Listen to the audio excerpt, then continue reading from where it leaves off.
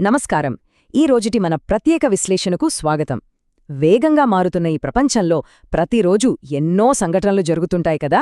పైకి చూస్తే వీటికి ఒకదానికొకటి ఏ సంబంధం లేనట్లు అనిపిస్తుంది. కానీ కొంచెం లోతుగా గమనిస్తే ఇవన్నీ ఒక పెద్ద చిత్రంలో భాగమే అని అర్థమవుతోంది. అందుకే ఇవాళ ఆ ముక్కలన్నింటినీ కలిపి అసలు కథేంటో తెలుసుకునే ప్రయత్నం చేద్దాం. ఈ ప్రయాణంలో మనం మాట్లాడుకోబోయే ముఖ్యమైన 5 అంశాలు ఇవే: దైనందిన జీవితం, జాతీయ పరిపాలన, భారత్-అమెరికా బంధం, మారుతున్న ప్రపంచ దౌత్యం మరియు చివరగా గ్లోబల్ స్పోర్ట్స్. ఇక ఏమాత్రం ఆలస్యం చేయకుండా మొదలుపెట్టేద్దాం. ముందుగా మన దైనందిన జీవితంపై ప్రత్యక్ష ప్రభావం చూపే వాతావరణం మరియు క్రీడల గురించి చూద్దాం. వాతావరణం మన ప్లాన్స్ని ఎంత వేగంగా మార్చేస్తుందో ప్రత్యేకంగా చెప్పాల్సిన పనిలేదు. ప్రస్తుతం భారత వాతావరణ శాఖ బెంగళూరుతో పాటు కర్ణాటక అంతటా భారీ వర్షాలు, ఉరుములతో కూడిన తీవ్రమైన హెచ్చరికలు జారీ చేసింది. ఆ ప్రాంతాల్లో ఎడతెరిపి లేకుండా వర్షాలు కురుస్తుండటంతో వరద ముప్పు ఉన్న ప్రాంతాలను, అలాగే ట్రాఫిక్ పరిస్థితులను అధికారులు చాలా నిశితంగా గమనిస్తున్నారు. ఇలాంటి ఆకస్మిక పరిస్థితుల్లో పౌరులందరూ చాలా అప్రమత్తంగా ఉండాల్సిన అవసరం ఎంతైనా ఉంది. ఇక లోకల్ స్పోర్ట్స్ యాక్షన్ విషయానికొస్తే ఐపీఎల్లో ఒకేసారి 2 భిన్నమైన పరిస్థితులు కనిపిస్తున్నాయి. ఒకవైపు చూస్తేనేమో ప్లే ఆఫ్స్లో చోటు దక్కించుకోవడానికి రాజస్థాన్ రాయల్స్ జట్టు ప్రాణాపాయ స్థితిలో పోరాడుతోంది. కానీ మరోవైపు ముంబై ఇండియన్స్ పరిస్థితి గమనిస్తే వాళ్లు ఎంత సేఫ్ జోన్లో ఉన్నారంటే తమ స్టార్ బౌలర్ జస్ప్రీత్ బుమ్రాకు ఏకంగా రెస్ట్ ఇచ్చేంత. ఒకే టోర్నమెంట్లో ఈ 2 జట్ల మధ్య ఉన్న ఈ భారీ వ్యత్యాసం నిజంగా ఆసక్తికరంగా ఉంది గదూ. ఇప్పుడు క్షేత్రస్థాయి నుంచి కాస్త పైకి, అంటే జాతీయ స్థాయి పరిపాలన మరియు విధానాల సమీక్ష వైపు వెళ్దాం.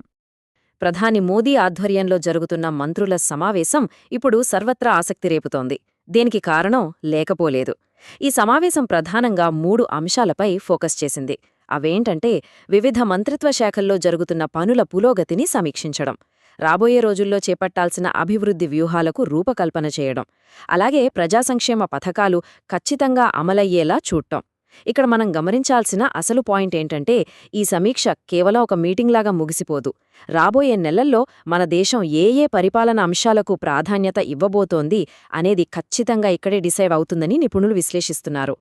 ఇలాంటి జాతీయ విధానాలు అంతర్జాతీయ సరిహద్దులతో ఎలా ముడిపడి ఉంటాయో భారత్-అమెరికా బంధం ద్వారా ఇప్పుడు తెలుసుకుందాం. అమెరికా విదేశాంగ మంత్రి మార్కో రూబియో ప్రస్తుతం భారత పర్యటనలో ఉన్నారు. ఈ పర్యటన ద్వారా ప్రధానంగా 3 అంచెల్లో దౌత్యపరమైన చర్చలు జరుగుతున్నాయి. ముందుగా ఎమిగ్రేషన్, అంటే వలసలకు సంబంధించిన సమస్యలను పరిష్కరించడం. ఆ తర్వాత 2 దేశాల మధ్య వాణిజ్య సహకారాన్ని మరింతగా పెంచుకోవడం. ఇక అంతిమంగా అత్యంత కీలకమైన వ్యూహాత్మక భాగస్వామ్యాలను పటిష్టం చేయడం. ఈ 3 అడుగుల ద్వారా భారత్-అమెరికా బంధం మరింత బలోపేతమయ్యే దిశగా సాగుతోందని మనం స్పష్టంగా అర్థం చేసుకోవచ్చు. ఇక మన పరిధిని మరింతగా విస్తరించి ప్రపంచ దౌత్య రంగంలో మారుతున్న సమీకరణాలను, ఉద్రిక్తతలను గమనిద్దాం. ప్రస్తుతం గ్లోబల్ హెడ్లైన్స్ అన్నీ మిడిల్ ఈస్ట్ చుట్టూనే తిరుగుతున్నాయి. ఇక్కడ ఒక విచిత్రమైన పరిస్థితి ఉంది. ఒకవైపు ఇరాన్, ఇజ్రాయెల్ మరియు అమెరికా మధ్య ఉద్రిక్తతలు తారాస్థాయికి చేరుకున్నాయి.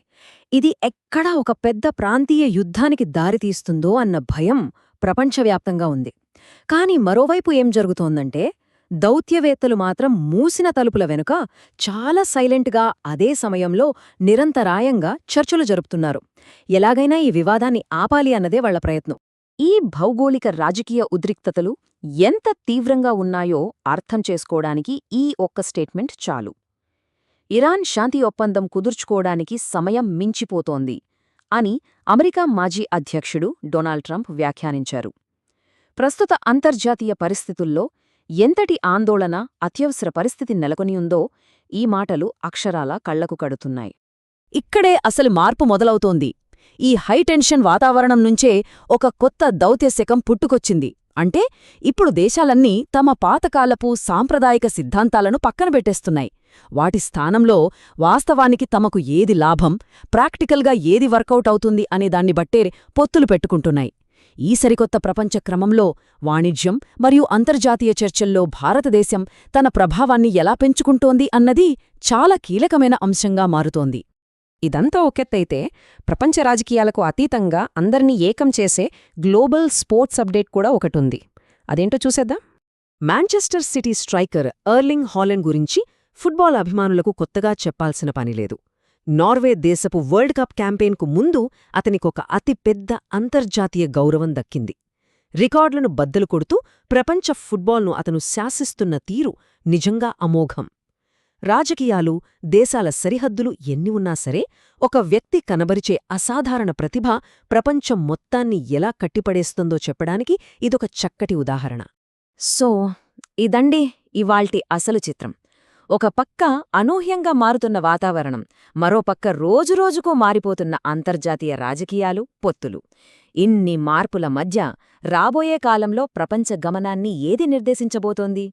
ఇలా విడివిడిగా జరుగుతున్నట్లనిపించే ప్రతి చిన్న సంఘటన వెనుక ఉన్న పెద్ద ప్రభావాన్ని అర్థం చేసుకోవడం గ్లోబల్ సిటిజన్స్గా మనందరికీ చాలా అవసరం. ఈ ప్రశ్నతోని ఇవాల్టి మన విశ్లేషణను ముగిద్దాం.